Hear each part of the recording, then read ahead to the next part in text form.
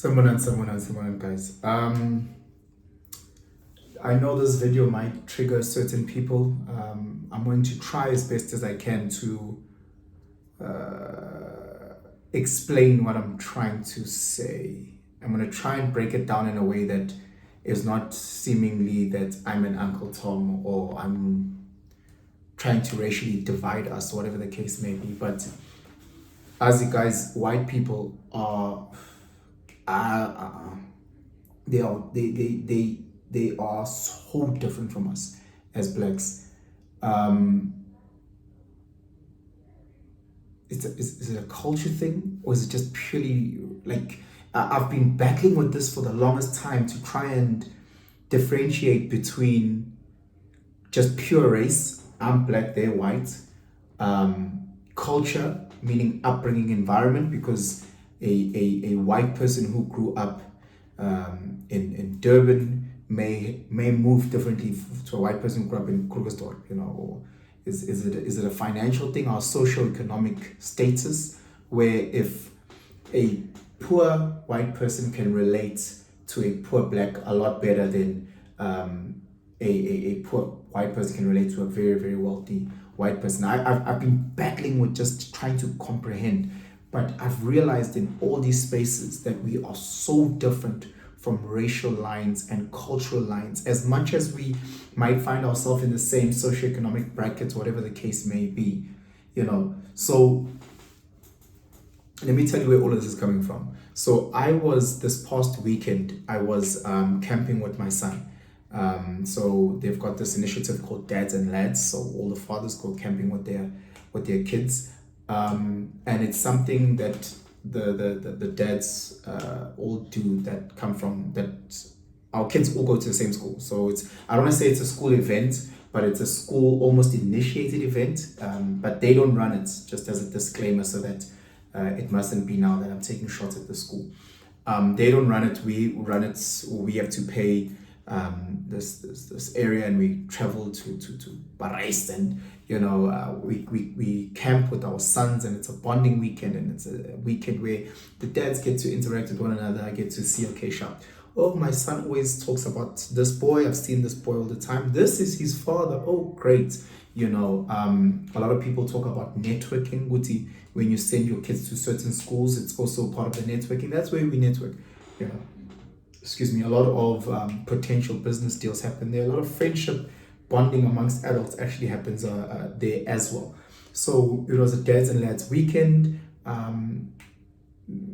They're not anti moms being there, but again, it's just a space where fathers can bond with their sons. So if the mom is a single mom and not married, they would like to encourage, for lack of a better word, a uncle to come, a grandfather to come, just as to look after and just have more father, sons, or male interactions. But in the past, me being there's been some moms that I've seen come there as well.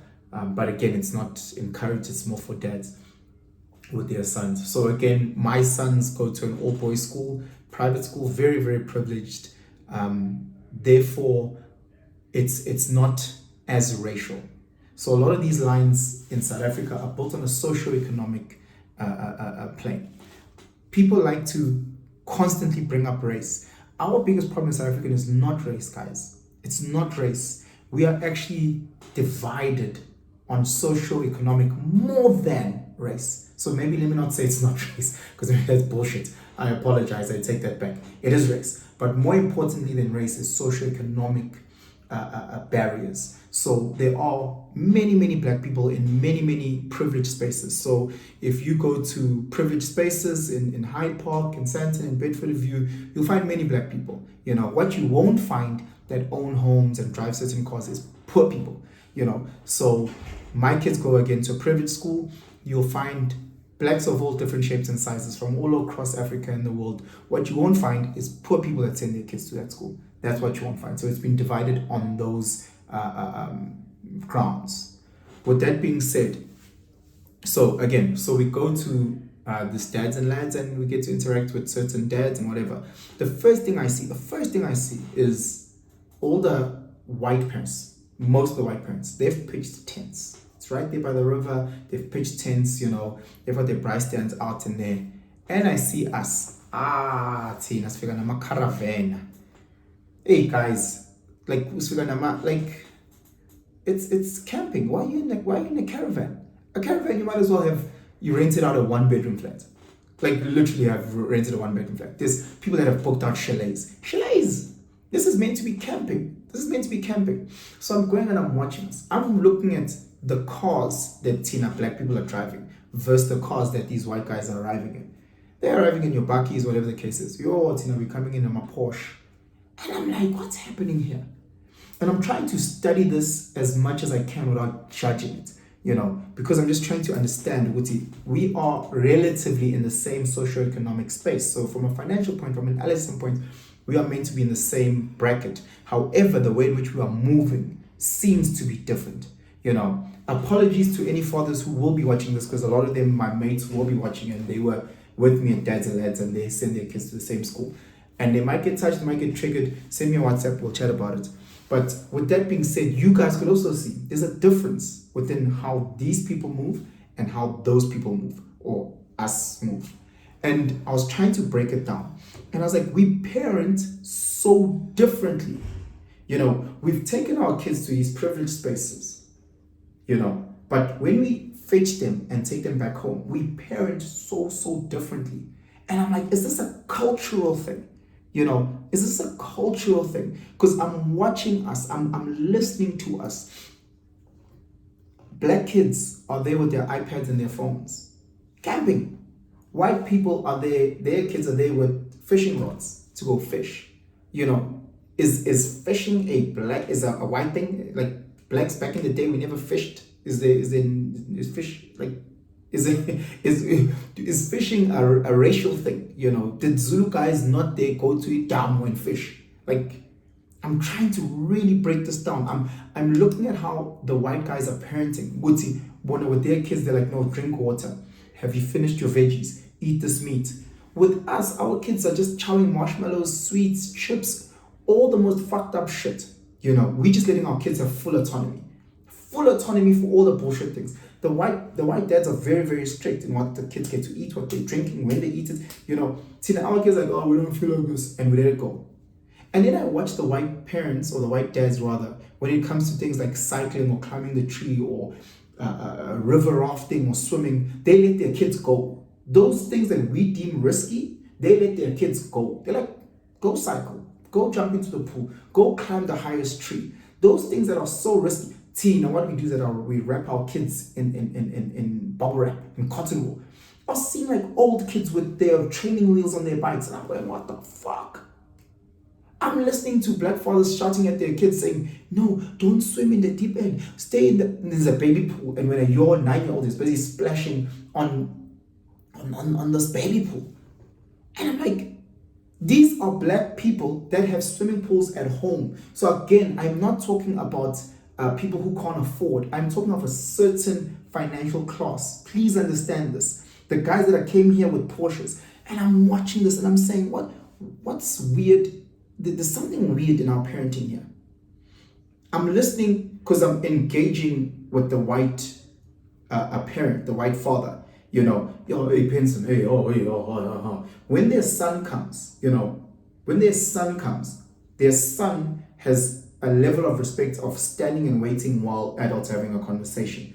Then once the father puts his attention to the child, he doesn't change his energy. The way that he was speaking to me, he speaks 7-year-old appropriate to that person, but it doesn't change and he doesn't become someone else. Whereas when I'm sitting with the black parents, like when they speak to teen as blacks, they put, I don't know if they're putting on or this is who they are, but there's a persona of very fairy, otherwise and then the 7-year-old just comes and chimes in, sorry dad, and then he goes, oh my boy, yes, I can make sure that you get this thing, and I'm like, is this the same person? Like the way he was speaking to me, Vernac mixed with English, mixed with Yabona, but my personality, looking like he comes from a Yizo series. And then next thing, the way that he's speaking to their son, it's almost Like they put on a different mask or different hat, where they have a whole different personality, a whole different energy system about them. And it's so bullshit because it's like the way that they're parenting, again, there's no blueprint to parenting, there's no memo, but it just seems like you can have everything in the world and I'll make sure I get it for you. Whereas when I'm watching the white dads, they're saying, hey, look, you can get anything in the world as long as you work your ass off for it. As long as you put in the work, you're going to get it. The conversations are very, very much maturer. Our kids can't speak a lick of vernac. They can't, nothing, not a drop of vernac. Our kids can't hear vernac. Our kids literally are, they don't know what they do. They're sitting in their caravans with their iPads for 2 days. They're sitting in their, we camping, but they're in their caravans playing on their iPads. The white dads are swimming in the river with their sons. The white dads are river rafting with their sons. I'm watching this, I'm saying, what is happening? It's almost like, for those people who are privileged to work in a corporate space, if you ever see like, in that space, or if you see the guys that maybe, when they speak to a white person, they speak almost like hand in hand. I'm watching these black fathers speak like that to their kids, and I found it very weird, and trying to understand, is it because we weren't in those schools, therefore we put those schools in such a pedestal that when we see kids that go to those schools, even though they're our kids, we still go hand in hand. Like this is so crazy. When I was trying to break it down and trying to build my head around it, we would see our kids that go to these schools. Guys, if you've ever been to private schools, watch how the black kids move versus how the white kids move, and then say, where's the cultural difference here? Because from a financial difference, there isn't a financial difference, but from a cultural difference, is it because a lot of these parents, and they managed to get a scholarship, whatever the case may be, and then became very successful in their area? Maybe that's what it is, because if you break it down and I get a scholarship, I'm good in physics, I'm good at physics, and I become an engineer, and then I become very granular in what I do, and I get my master's, and I work for this great company, and I earn a great salary. My brain might not be focused on everything else but the chemistry, and I become such a successful person in this space. And then my approach to parenting or to my physical health or everything is very limited because of how granular I am in this space. So then all of a sudden, everything here is based on what I think the child needs, because again, it's not like what we saw on TV. The way that I gym, when I gym, the exercise that I do at gym is based on what I've seen from people, based on what I've seen on YouTube, based on what I've read. That's how I gym. I think a lot of us can relate. The way that you play soccer is based on what you've seen on TV. It's based on how you've seen the guys that you play around with. So you've picked up certain abilities through that. The way that these guys parent, I asked myself, where the fuck did you guys see this? Because the white parents aren't parenting like that. The Afrikaans parents definitely don't fucking parent like that. They are hard disciplinarians. Where did we get this way of parenting? If you ever see black parents in private schools, where did you get this version of parenting from? Like, who taught you to parent like this, where your kids are entitled, have lost sense of their own culture and vernac? Who's taught you to parent like this? Where have you picked up these things from? And they're going and they still have the audacity to be talking shit about the school, or the kids don't greet the kids. They don't greet them, they're with you. If you as a father walking with your child, and your child is seeing other adults, and your child is not greeting, you can't then in the same breath go blame a school saying, your child is not being taught how to greet. That's a father responsibility. That's a mother responsibility. That's their own personal. Yes, the school needs to add on. No one's disputing that. But I'm saying there's certain virtues that they need to pick up from home, certain principles from home, certain things from home. And I'm sitting there and I'm just going crazy. Even our discussions about the school, even when we spoke about sports, we spoke about sports, and obviously the black fathers are definitely speaking a lot about soccer, whereas the white fathers speaking a lot about rugby. And having been on both sides of this discussion, I understand the soccer discussion, I understand the rugby discussion. Understanding what the schools are rooted in rugby and cricket ethos. At the lower ages, at the prep level, hear me out. Joburg English schools have a rich history in soccer from when they're young up until grade 7. They're very competitive, they get stuck, and then once they get to high school, the focus then becomes rugby, cricket, etc. Not saying that there's no cricket below, but I'm just saying there's a huge shift. And if you've been in those places, you understand how big the soccer market is in primary school versus high school within those IEP spaces. So we're speaking about that, and the first thing that they're complaining about, the black parents, is how SAFA is not doing a great job at a high school level to rope in these schools and actually create these systems. And I was like, I agree. They're not. I agree they're not. SARU is doing more than what SAFA is. SARU is the union that manages rugby. SAFA is the one that manages soccer. And I'm saying I agree. Here's the difference. What are we as parents doing about this? What are we doing? So again, I can tell you for free that from a rugby point, having played rugby, having coached rugby, having managed rugby, from a school point, white parents are so invested. Time, financial resource. They're so invested. They will happily coach for free. They will happily sponsor tours. They will do all those things for free. They will make sure that they upskill themselves as best as they can so they can plant it back to their kids. We go to watch a rugby game, we'll see parents with their kids watching. Tina, from a soccer point, again, local soccer, you're not seeing this financial band of parents going to your local soccer games with their kids to go support. The best they'll do is take their money, give it to international clubs, your Liverpool, your Arsenals, your Man United. They'll send money abroad versus planting it here. So why are you not planting it here? So yes, Saru's to blame, but do you not see fault in yourself? That's like saying a school's not doing a great job, but when as a parent, you're not invested in that school. Guys, it's a three-legged pot, this. It's one, is the child interested in the sport? Are they talented in the sport? Do they want to actually pursue the sport? Two, you as a parent, are you supporting your child? Are you passionately in there, in the trenches of your child when they go to practice? Do you make sure they have the right stuff? And then three, the school's resources. And then as a beautiful overall, we can then start talking about the unions. We can then start talking about SARU, no what. You go to these Afrikaans schools, you're not going to see a flag there of SARU or whatever. It's the school, it's the parent bodies. They're so invested. And it goes back to this black mentality. Guys, are we expecting others to do for us? So we put all this money, we make all this money, then we take our kids and go plonk into these schools. The school must then facilitate and do everything else. No, the school is a part of it. We need to do our share, the child needs to do their share, and the school needs to do their share. That's how it works. So in everything, including their sports. You can't have an overly reliant on SAFA. The rugby doesn't do that. They don't have an overly reliance on SARU. It is parents and kids first.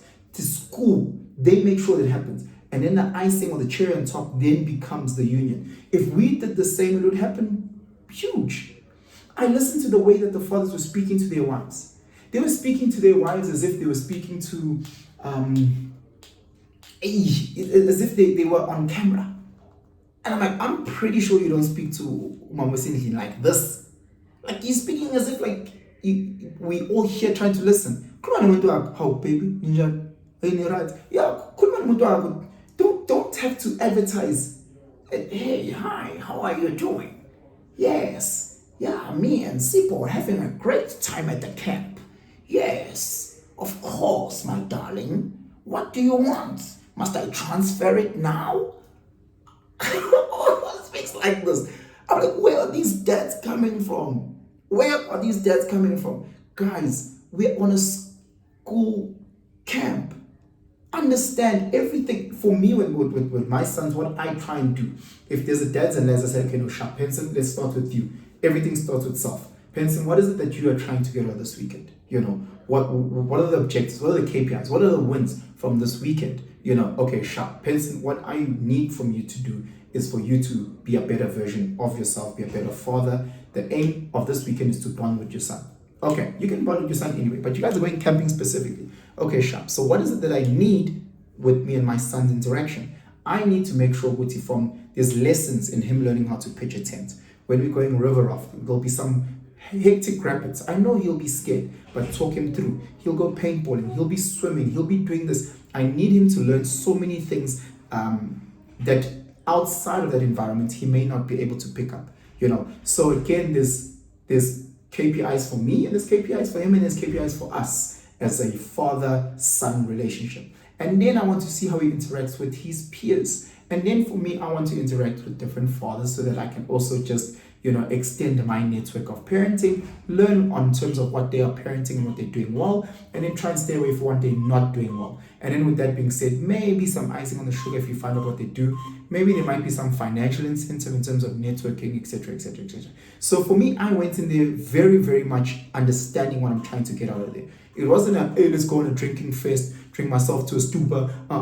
No, it's not, it's a show. I'm watching kids wearing like labels. Black kids are wearing the biggest, white kids are wearing Mr. Price stuff.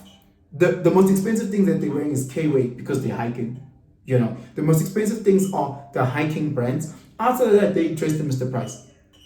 Our kids, woo! Oh, baba bagqoka ibuze Gucci, bagqoka Louis Vuitton, oh baba bamnyama. uNkulunkulu sizeni. I'm really, really trying to understand our mindset and our psyche as a black community. Even when we were given money, even when we have money, is it because we've never had for so long that we're thirsty and we want to show it off every single space that we go into?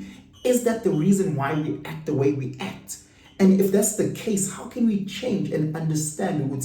When we're in a space where it is a pool party, guess what, guys? Go swim. It's a pool party. Let's not go stand around the pool here and try to look fresh. It's a pool party. Hey, makona get cleans, makona is a traditional thing. Make sure that you're dressed in the overall yako and make sure that you can get your hands dirty and be sure that you're part of the people. And you guys, if you're at a bride, start the fire. I'm trying to have an understanding because again, our mindset is very different. Everything for us is Diamond Walk, Sands and City. It will affect our kids. I've seen it through my work as a teacher. I always used to ask myself these questions. Why is it that the white kids in this privileged space are so different from the black kids in this privileged space? Why is it the white kids are achieving, generally speaking, obviously there's outlines, are achieving from a sports field, from the Zulu Awards, from the what? It's the white kids. Our kids tend to be very much overweight, chubby, very soft. What is happening? What is the dissonance? Guys, let's have this conversation. I'm trying as best as I can to be understanding, and to be sensitive. I'm not trying to be racial. I'm not trying to separate us. What I'm trying to do is that we need to learn and cross-pollinate ideas here. Guys, we need to do better as parents and we need to do better for this community. I love black. I'm black. All I know is being black. And I just want what's best for us. Anyway, with that being said, please like, share. Very, very important. Comment below. Tell me your thoughts around why we behave so differently, even if we find ourselves in the same bands, why we behave so differently. And yeah, subscribe. Anyway, have yourselves a phenomenal day. I'm out. Shut.